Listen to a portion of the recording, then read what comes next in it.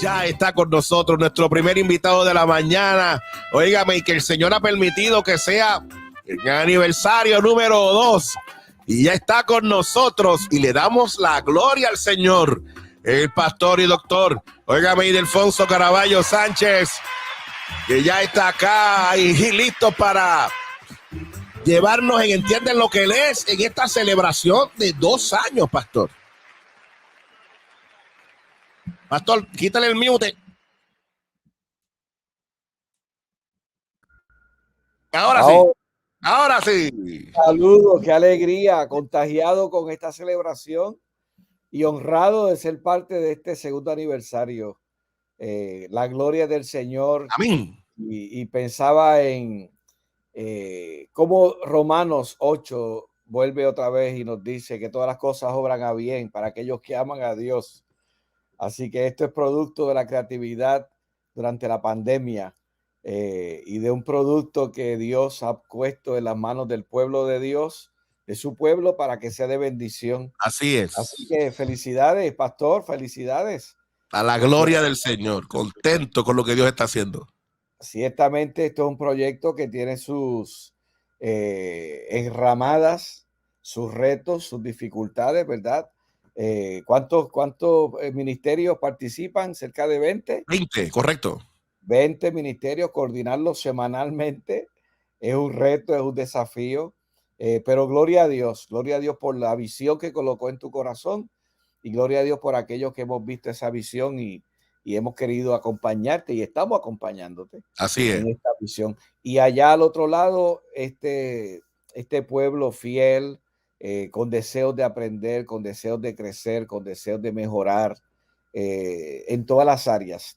El énfasis es mentoría, cuidado pastoral y educación continua.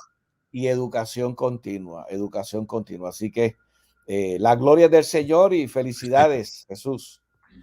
Para la gloria de Dios, pastor, y mi Dios ha sido tan bueno que 23 países ya, pastor, por la gracia del Señor, en 23 países, te hablemos de alguna manera, por la gracia de Dios, toca a diferentes lugares, literalmente 3 continentes ya nos están viendo.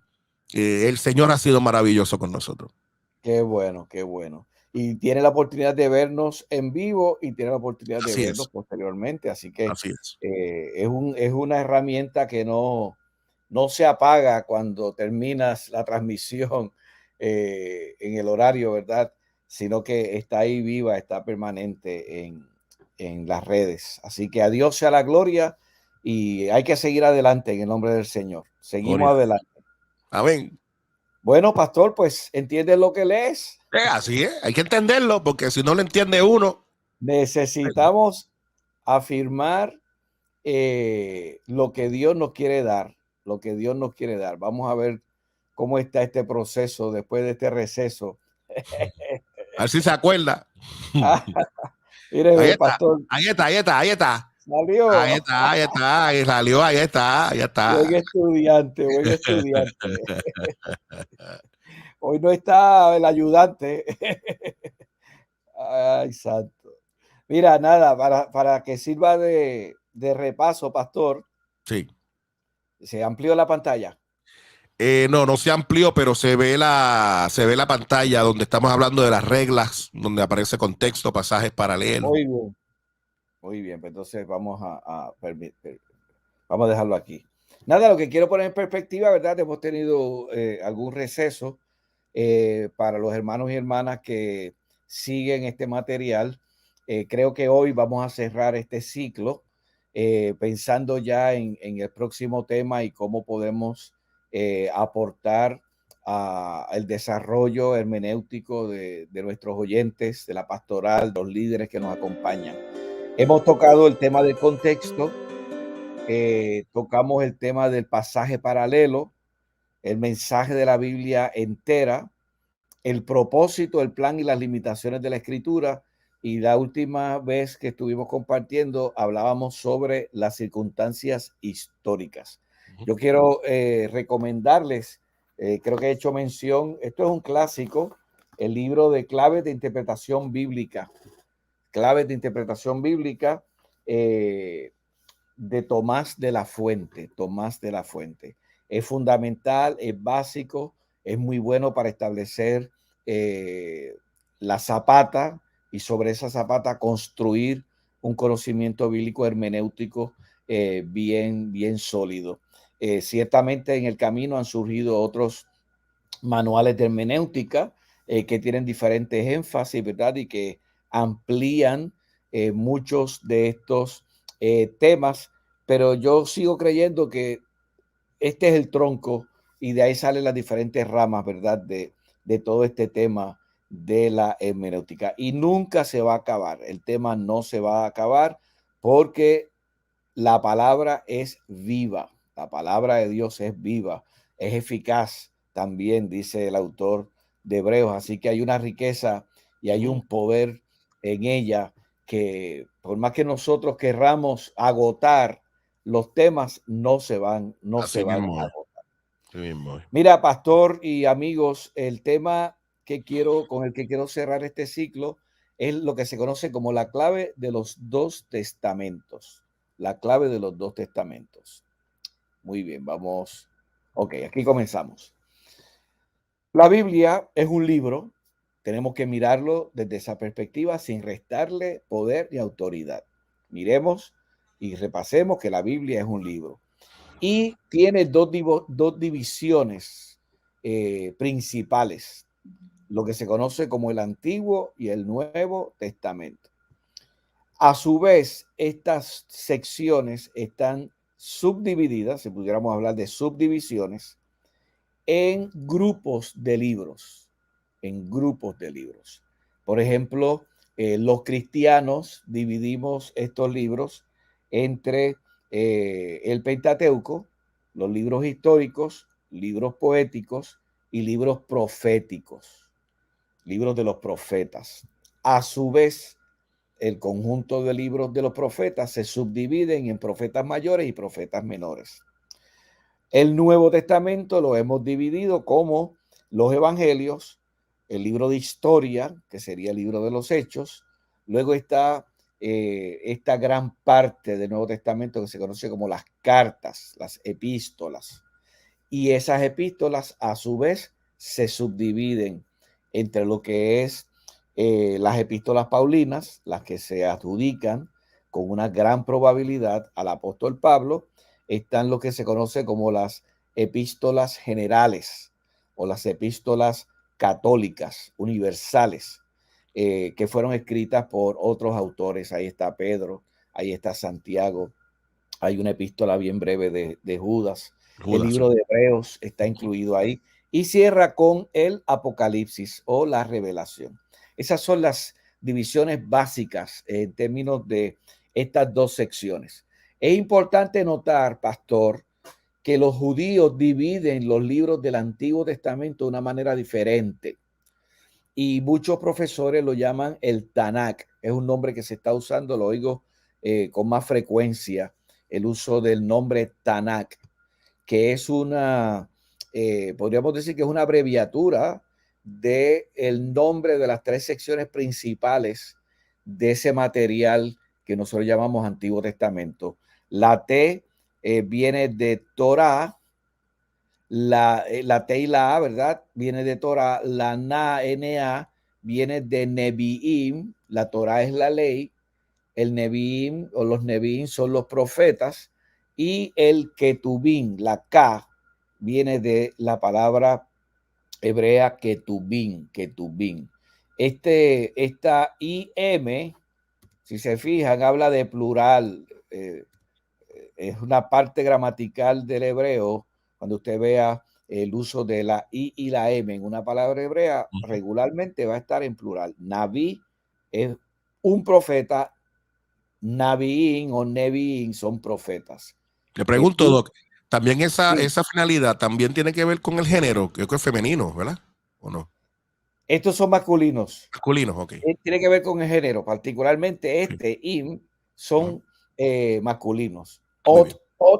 Ote es la forma femenina del plural. Así que muy bien, estás repasando tu clase de hebreo. Sí, ya tú sabes, Así que, hacerlo. muy bien. Así que el Tanakh, el Antiguo Testamento, el Nuevo Testamento. Tenemos que recordar, pastor y amigos y estudiantes, que ambos testamentos tienen material que fueron útiles para su propia época. Por eso el contexto histórico, por eso la importancia de examinar el contexto histórico, porque hay material que tuvo importancia o tuvo valor desde ese punto de vista para el momento histórico en el que ocurrieron los eventos.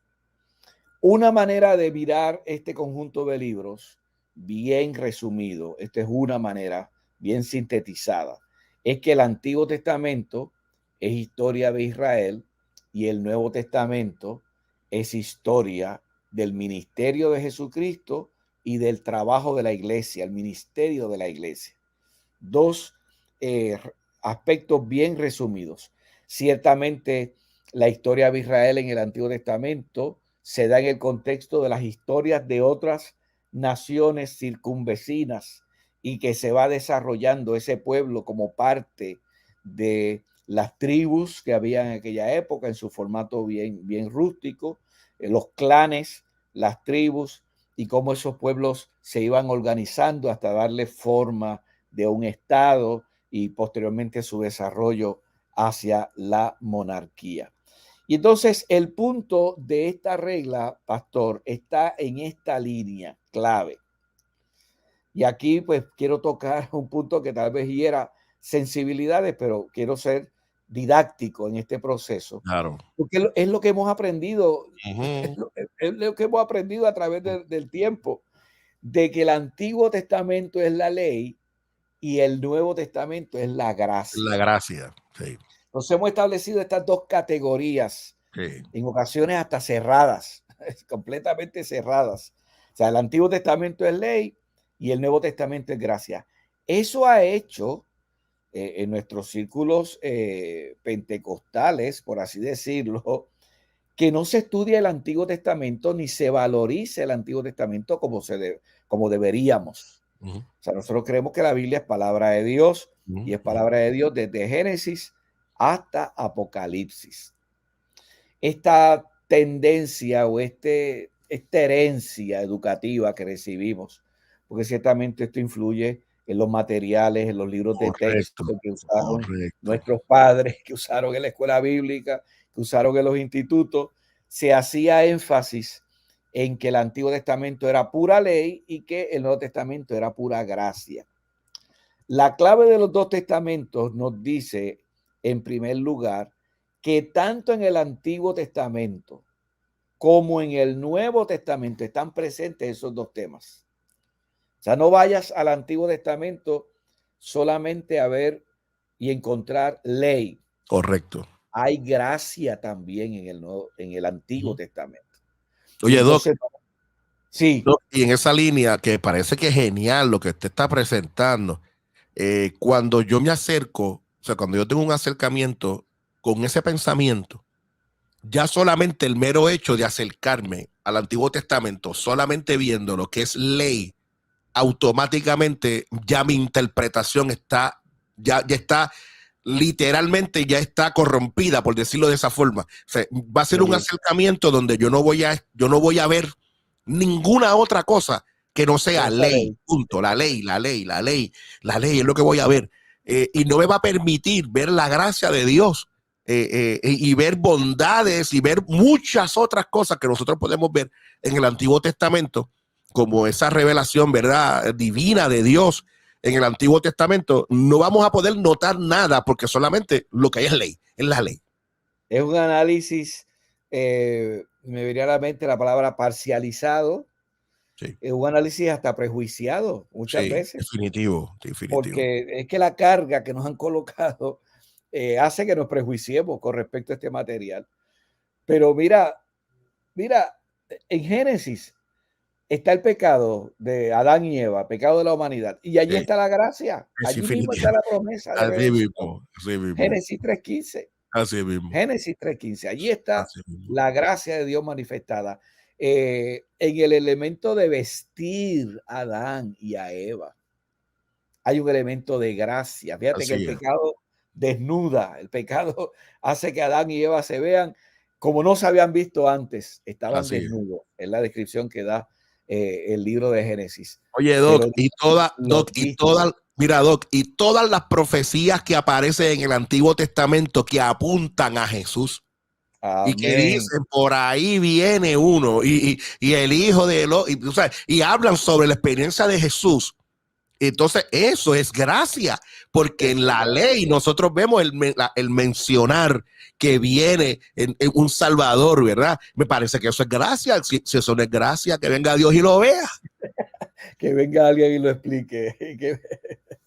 Mira, hay una palabra hebrea, ¿no? Me imagino que la has escuchado. Geset. Geset.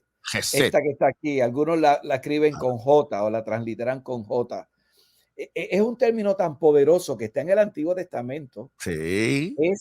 Algunos la traducen misericordia. Misericordia, dicen algunos. Sí. Otros la traducen amor fiel. Y se van por la línea de fidelidad. Mira, es una palabra tan rica, mirarla en el Antiguo Testamento. El amor fiel de Dios, la misericordia de Dios. El doctor Usaste, Whitby, sí. profesor, el doctor Whitby dice que Geset, esa expresión que usted tiene ahí, tiene que ver con un amor sacrificial. Es un Amén, amor amén. sacrificial, es un amor que cuesta, dice el doctor Whitby, que es esa palabra, de hecho, es la palabra que aparece en Miqueas, capítulo 6, verso 8, que Dios lo que quiere es justicia, amor y Amor, humillarse ante Dios. Esa expresión es Geset. Gesed. Mira, entonces, mira qué interesante, pastor, porque tú vas ahí a Miqueas, el texto que citaste, y ves Sí, amor. Y entonces, pues nosotros pensamos en Cupido, pensamos en exactamente. un corazoncito, pensamos en un amor romántico Sí, que no está lejos, no está lejos. Pero cuando tú vas al Antiguo Testamento y miras y estudias el término, usaste una palabra hace unos minutos que me impactó, bondad, las bondades de Dios. Ese término bondad en el Antiguo Testamento tiene una riqueza, una profundidad del trato de Dios con el pueblo de sí. Israel. Del trato, ciertamente el énfasis está en la gracia, en el amor fiel de Dios hacia el pueblo de Israel, Sí. a pesar de que le dieron la espalda, a pesar de que no creyeron en él, a pesar, ¿no es ese el mensaje que vemos en toda la Biblia? Es el mensaje del amor divino. Mira el tema del perdón. O sea, no es que hay perdón en el Nuevo Testamento solamente. No es que hay perdón solo a raíz de la cruz del Calvario. En el Antiguo Testamento hay perdón. Y, y, Señor. y, si, y si no lo ves de esa manera, por favor, fíjense que miramos la experiencia de David. Así mismo, ¿eh? David peca, David Así mismo, ¿eh? falta delante de la presencia de Dios y hay un espíritu de perdón, hay una manifestación del perdón en el Antiguo Testamento. Aquí no sé si fue que perdí, no le di save a la línea que está ahí en blanco, porque por otro lado, fíjese, es que los extremos siempre son peligrosos, pastor. Las polarizaciones Sí, sí. siempre traen peligro en nuestros análisis. Entonces, pues están los que van al Nuevo Testamento y ven gracia. Es gracia, misericordia, perdón. Bueno, pues si ves solamente gracia, misericordia y perdón, yo no sé si vamos a tener la oportunidad de entrevistar a Ananías y Zafira, pero me parece que Ananías y Zafira experimentaron la ley ahí, el Claro. juicio de Dios de una manera tan Sí, contundente. Capítulo 5 sí, así es. del libro de Hechos. Ahí la nota apunta al libro de Hechos. En términos de ese momento, cuando estos líderes piensan que pueden engañar a Pedro y a Juan, los líderes que están desarrollándose en la iglesia, y mienten. Y entonces ahí vemos unas consecuencias fatales, Pastor, consecuencias de muerte. y cuando Pablo le dice a Himeneo y Alejandro que se los entregó en las manos a Satanás, Satanás. Para que aprendan a no blasfemar, y se los entregó, eso no es ley. Eso no es ley, imagínate. Entonces, por otro lado, la gente muchas veces ve el evangelio, el Nuevo Testamento, como el evangelio de la gracia, pero malinterpretará también el concepto de la gracia. Muy bien. Porque lo ven entonces como el libertinaje, como que yo puedo hacer lo que quiera y la gracia, y tú sabes, y es como que una carta abierta o licencia para matar. Muy bien, muy bien, muy bien. Ah, mira, está aquí, perdóname, fue que parece que dupliqué la diapositiva. Fíjate que no obstante, Jesús valoró la ley. Jesús nació en un contexto de la ley. O sea, el niño Jesús, el Jesús que fue educado en la cultura hebrea, y entonces la resumió. Ahí están esos dos pasajes de Mateo 22, 34 al 40 y Marcos 12, 28 al 34, donde Jesús resume la ley en amarás a tu Dios. Vamos a buscar ese texto bíblico para no citarlo. Mateo 22, lo tenía aquí marcado en la Biblia. De hecho, el contexto del pasaje son los fariseos que se acercaron de Jesús para tentarle, dice Mateo. Y le preguntan cuál es el gran mandamiento de la ley. Maestro, ¿cuál es el gran mandamiento de la ley? Cuando usted estudia y busca un comentario y lee observaciones sobre este pasaje, la gran mayoría señala que Jesús lo que está haciendo es resumiendo la ley. ¿Qué le dijo Jesús? Amarás al Señor tu Dios con todo tu corazón, con toda tu alma y con toda tu mente. Y este es un pasaje que viene del libro de Deuteronomio, capítulo 6. Amarás al Señor tu Dios. Y el segundo es semejante. Amarás a tu prójimo como a ti mismo. Y el verso 40, en Mateo 22, Jesús cierra la discusión con ellos y le dice, de estos dos mandamientos depende toda la ley y los profetas. ¿Cómo podemos establecer un puente entre estos dos temas? Y pastor, lo mencionaste hace unos segundos atrás también.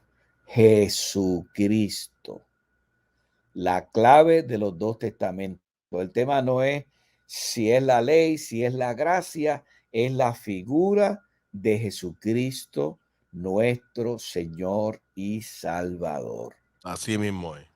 Analizar el tema de la ley a la luz del libro de Hebreos nos recuerda que la ley tuvo su lugar. O sea, no podemos menospreciar la ley. No podemos menospreciar la ley. Tiene su lugar. Hay que entenderlo exegéticamente, hay que entenderlo en el contexto en el que ocurre.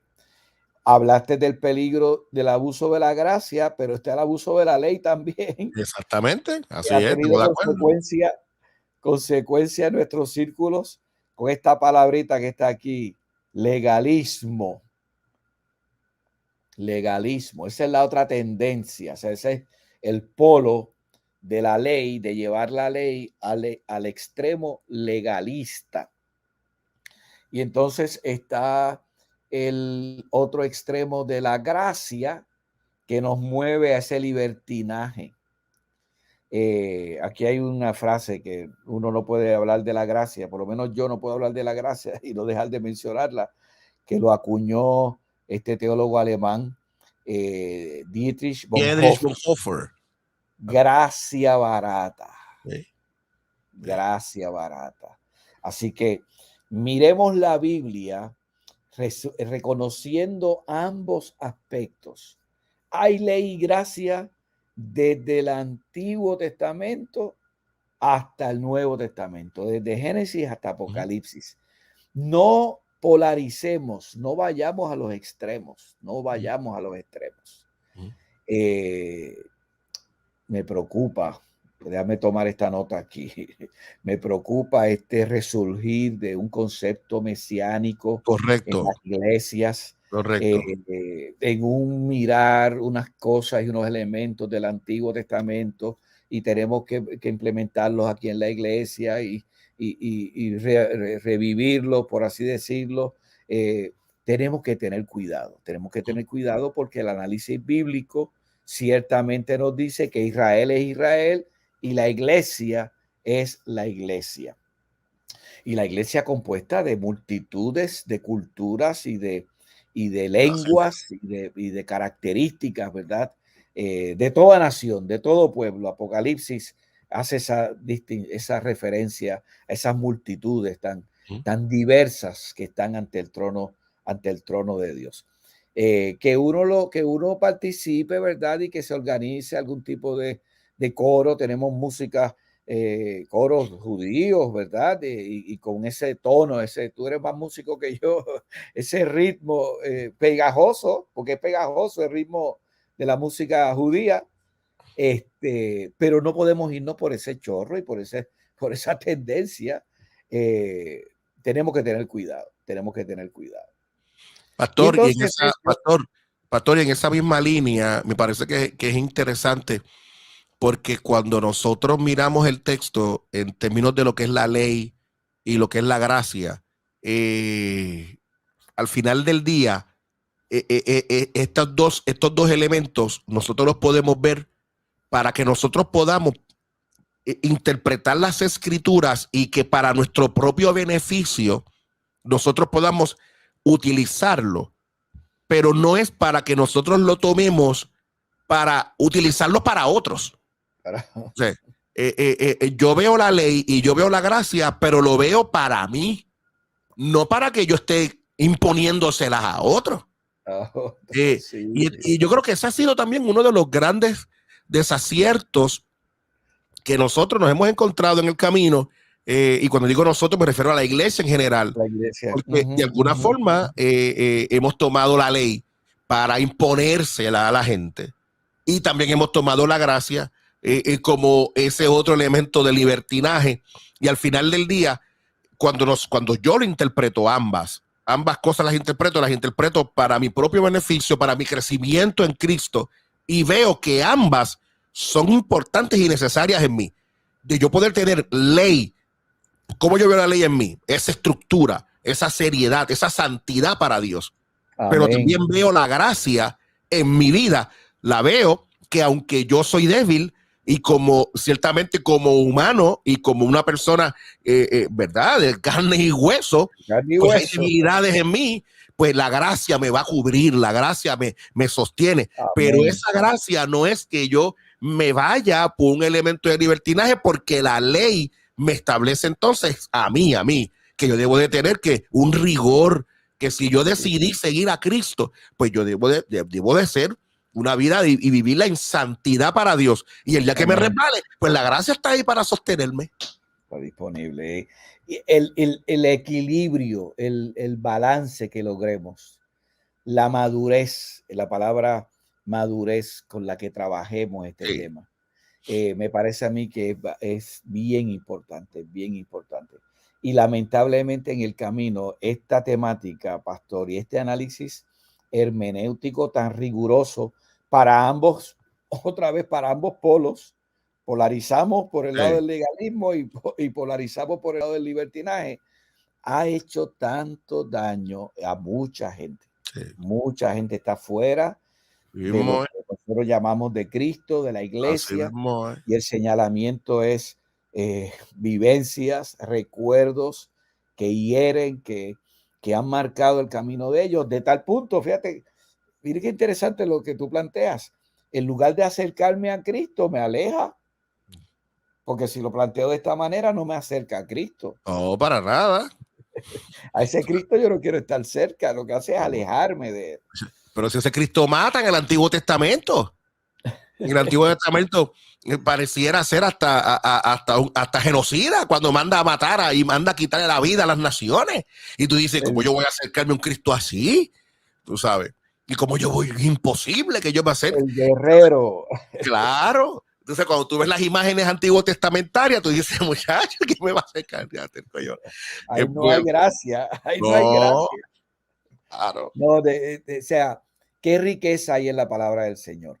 Por eso estos fundamentos, estos pilotes, estas columnas estratégicas que tienen que estar en nuestra zapata para sobre ella levantar nuestros análisis teológicos, análisis de iglesia, análisis de predicación, porque esto es el evangelio es esto. Estas son las buenas nuevas. Una cita ahí, pastor, y no sé si estamos cerrando ya. No, estamos a tiempo. La hermana Wilma no puede venir hoy, así que Muy puede bien. terminar. Pues mira, estamos mirando Efesios capítulo 1, el verso 10. Ese capítulo 1 ese capítulo 1 de Efesios es poderoso, ¿verdad? En terminología, en análisis, en palabra del apóstol Pablo. Pero fíjate que el verso 10 dice, de reunir todas las cosas en Cristo, en la dispensación del cumplimiento de los tiempos. Qué frase, qué clase de frase. Reunir todas las cosas en Cristo, en la dispensación del cumplimiento de los tiempos, así las que están en los cielos como las que están en la tierra. Lo que estamos señalando es que la clave de los dos testamentos es la figura de Cristo, prefigurado en el Antiguo Testamento. La tipología es un estudio hermenéutico sumamente interesante. Es una herramienta que puede servir y que es de bendición cuando usted la utiliza correctamente. Volvemos a lo mismo. Porque entonces hay gente que va al Antiguo Testamento y está buscando tipos donde quiera. Sí.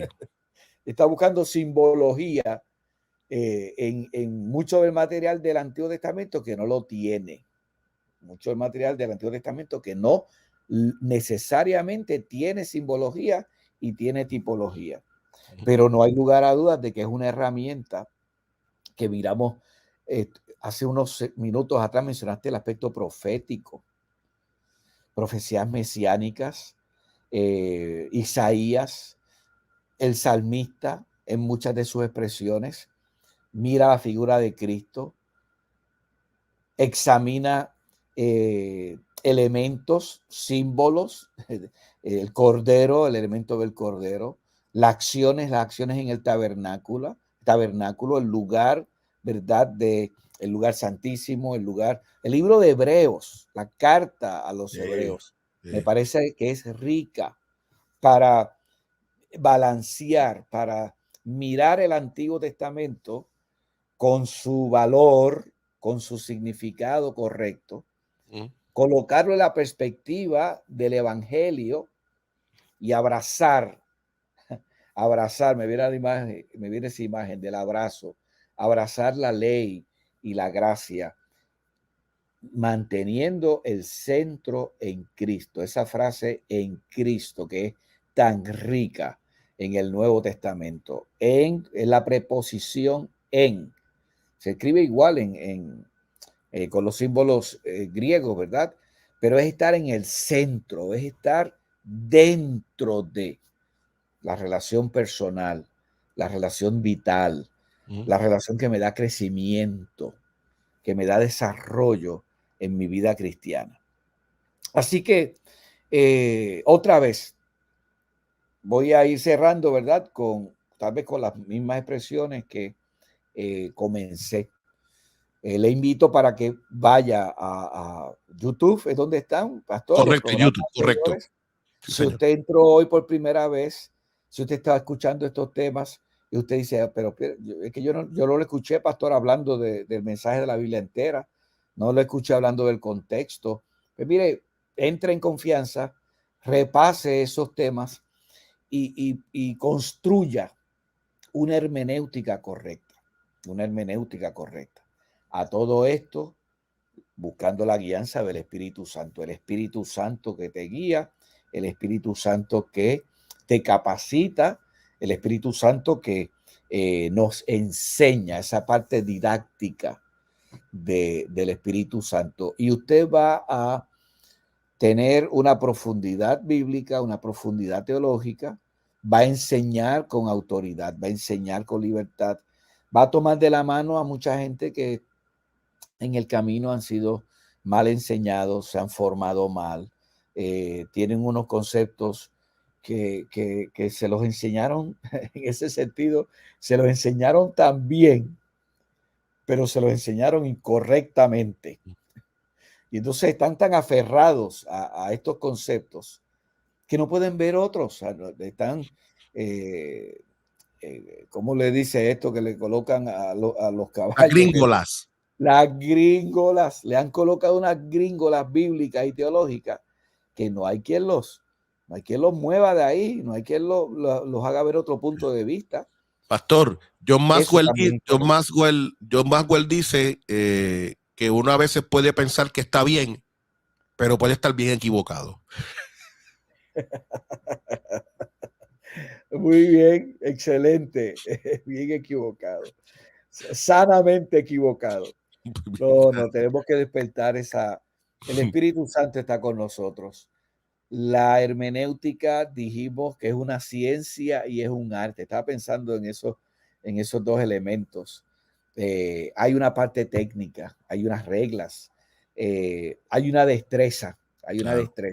Hay personas que se acercan a la Biblia y tienen esa creatividad, tienen esa capacidad de ver cosas que yo no veo, que yo no vería. Ahí está la importancia del diálogo, fíjate, esta dinámica de tu hablemos, de tu intervención, de la presentación del recurso, tus comentarios. Tenemos que hablar, tenemos que sentarnos a hablar la Biblia, a discutir, a discutir en el buen sentido de la palabra, no a tomar discusiones. Bueno, fíjate que aún en el tiempo bíblico, Pablo dice, miren, no pierdan el tiempo en discusiones, la palabra que usa, discusiones necias, que no redundan en nada.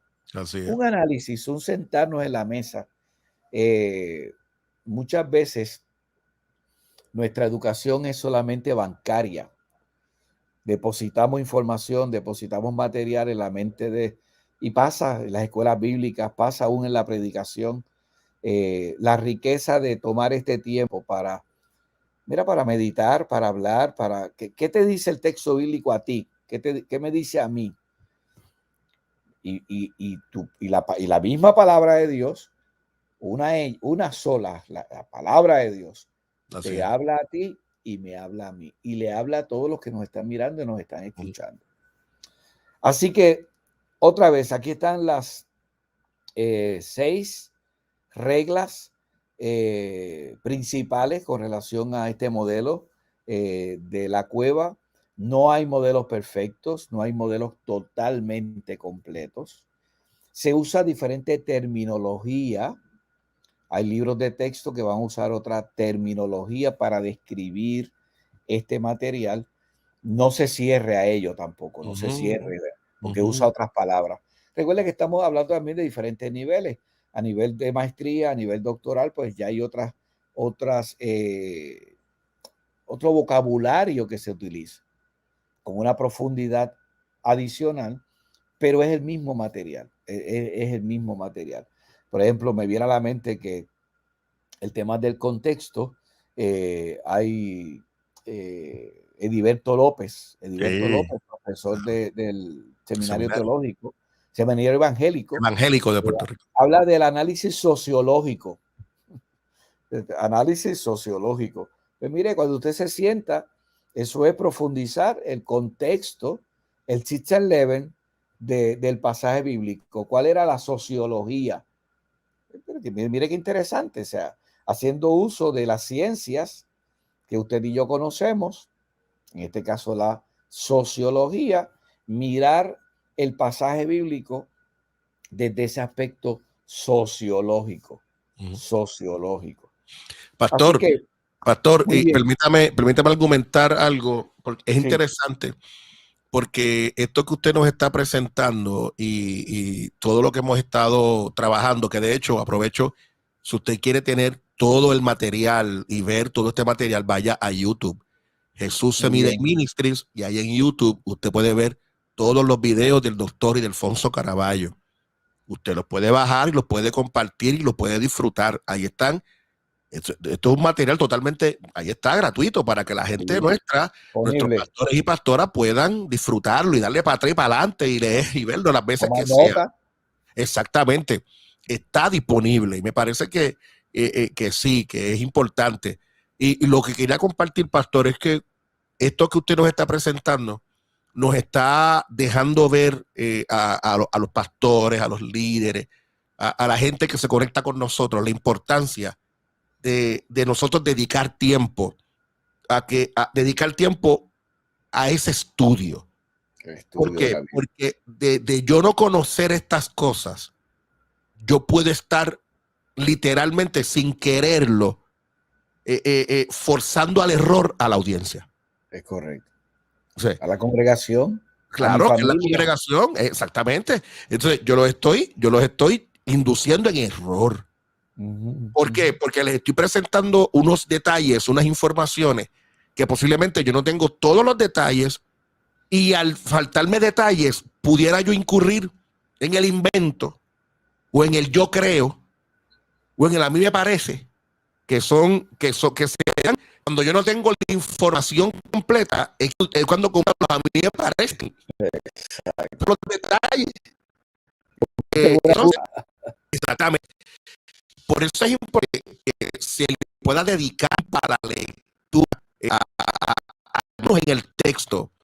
Es más que estar y leer, ¿verdad?, algunas notas por encimita y irme a hablar algo sin tener todos los detalles, porque pudiéramos entonces vernos nosotros nuevamente e inducir a nuestra audiencia, en este caso la iglesia, y lamentablemente mi pueblo perece.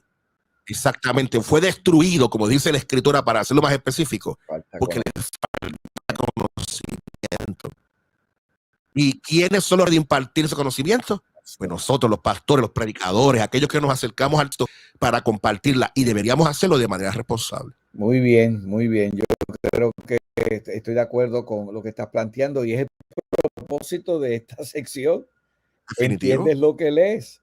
O sea, sigue siendo relevante desde el punto de vista de que lo que yo entienda es lo que voy a transmitir, es lo que yo voy a transmitir. Necesito unas herramientas. Dije hace unos minutos que el Espíritu Santo enseña, pero enseña de forma personal e individual, pero enseña a través de los recursos que la iglesia tiene. Así es. Los recursos, el pastor, el maestro, la maestra de escuela bíblica, el seminario, los institutos bíblicos. Y esto es un proceso, amados. Esto no es algo que nosotros podamos darle a la gente el domingo y mire, bébanse esto, bébanse esta pastillita o este juguito y ya usted tiene conocimiento hermenéutico. Es un proceso de aprendizaje, de corrección, de análisis, de intercambio de ideas, de leer y analizar, porque entonces hay personas que van a estos recursos y leen lo primero que encuentran, lo zumban, no lo pasan por un proceso de análisis, lo zumban. Entonces tú dices, padre, pero por favor, no hay una hermenéutica correcta, no hay una profundidad, no hay un análisis correcto. Y eso es parte de también, en términos de nosotros corregir con amor, pero corregir, o sea, vente, acércate, vamos a mirar vamos a repasar estos conceptos hermenéuticos, vamos a repasar estos conceptos bíblicos. La Biblia sigue siendo la palabra de Dios, es la palabra de Dios y Dios nos habla a través de ella. No es un libro misterioso, no es un libro que está cerrado para que solamente un sector de la iglesia lo lea. Está disponible para ti, está disponible para mí, está disponible para todo aquel que lo quiera leer. Así que, pastor, ¿entiendes lo que lees? ¿Te parece? Mira, antes de irnos, pastor, y luego de esta jornada extraordinaria, tenemos varios mensajes de varios amigos que están conectados por aquí. Permítame buscarlo por aquí. Tengo por acá a la querida amiga Gualesca Vega, que nos dice saludos y muchas bendiciones, muchas felicidades. Gracias por ser de tanta bendición. Amén. Amén. Qué bueno. El buen amigo Raymond Mercado conectado con nosotros. Raymond. Qué bueno. Y nos dice felicidades. Un abrazo, querido hermano. También la pastora Zulma Rivera desde Panamá nos dice buen día. Muchas felicidades por el aniversario. Gracias por bendecirnos con este poderoso ministerio. Qué riqueza seguir conociendo de la palabra para mejorar la predicación. Amén. A la gloria de Dios. También Gledimel Ruiz nos dice, mira, felicidades. Dios los siga bendiciendo y usando poderosamente. Gracias, Gledimel. También la pastora Olga Iris Orama, pastora. Un abrazo. Amén. Y nos dice buenos días, feliz aniversario y Dios lo siga usando en beneficio del pastorado. Gracias, pastor Semidey. Un abrazo, pastora. Gracias por sus lindas palabras. El buen amigo pastor Ángel Delgado nos dice muchas felicidades en el segundo aniversario de Terto Hablemos. Gracias, mi hermano, por tu compromiso y a todos los recursos por su tiempo y esfuerzo. Amén, amigo mío. Gracias por tus lindas palabras. Y también nos dice, Ildefonso, un abrazo. Tremenda experiencia de aprendizaje. Dios te bendiga. Amén, hermano amén. Mío. El buen amigo Guillermo Hernández nos dice, amén. Dios los bendiga, pastores. Tremenda herramienta y enseñanza. Guillermo, un abrazo. Juan Saludos. Carlos, qué bueno, está conectado con nosotros. Juan Carlos, un abrazo. Qué bueno, hermano mío. La paz de Dios. El querido amigo, el pastor Alex Caraballo, conectado con nosotros también. Qué bueno, Alex. Y nos dice, estoy en la escuelita aprendiendo con el primo y mi hermano Semidey. Amén. Saludos, qué bueno, Alex. Qué bueno, hermano mío. También está por ahí Adonis Caraballo, que nos dice, mira, Dios les bendiga grandemente. Gracias por dedicar este tiempo de enseñanza poderosa y necesaria Amén. Para evitar doctrinas de error. Claro que sí, un abrazo. Juan Miranda nos dice, esto está tremendo este estudio. Amén. Qué bueno, Juan. Que el Señor te ha bendecido con el mismo. Qué bueno. Elena Marrero nos dice, muchas felicidades en el segundo aniversario de Terto Hablemos. Sigan hacia adelante lo que Dios les ha encomendado. Amén. También Julio Andino conectado. Qué bueno, Julio. Desde la costa del sur. Anda, de allá abajo. Mira, qué bueno. Nos dice, mira, Dios les bendiga. Mi pastor siempre bota la bola con esa capacidad de enseñar. Gloria a Dios. Yo estoy de acuerdo con esto. Estoy de acuerdo. A poner la China. Mira, la pastora Diomari Reyes nos dice, buen día, bendiciones y feliz aniversario desde Panamá. Pastor, un abrazo. También está Miriam Colón. Miriam, un abrazo, Miriam. Desde allá, creo que es en Chicago, creo que está ella, ¿verdad? Alfonso. Esta es la hermana de Chegui, la pastora, que, se me frizó el pastor y de Alfonso. Nos dice felicidades, gracias por este espacio refrescante. Un abrazo para ambos. Gracias, pastora, que la paz del Señor sea contigo.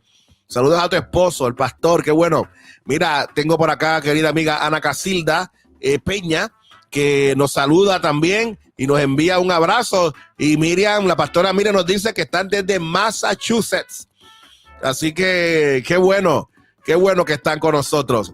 Pastor Ildefonso Caraballo, ciertamente una experiencia extraordinaria para la gloria del Señor. Pastor, no te escucho, tiene el mute. Amén, amén. Ahora sí. Qué privilegio, qué gente tan hermosa.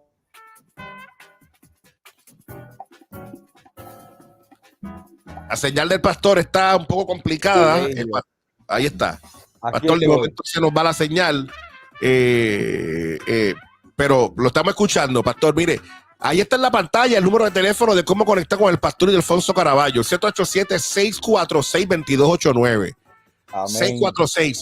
646-2289. Pastor, también lo pueden hacer a través de su página y también a través de la página de la iglesia. ¿Cómo lo pueden hacer? Es correcto. Ildefonso Caraballo en Facebook y Iglesia de Dios MB Tabernáculo de Fe. Iglesia de Dios MB Tabernáculo de Fe. Qué bueno. Pastor, gracias por bendecirnos, y gracias por llevarnos a este tiempo tan poderoso, colocando la educación al servicio de todos a través de las redes sociales. Amén. Qué poderosa experiencia. Qué poderoso. Pastor, un abrazo. Gracias por bendecirnos. Feliz aniversario. Gracias, Pastor. Que la paz de Dios sea contigo, hermano querido. Qué bueno.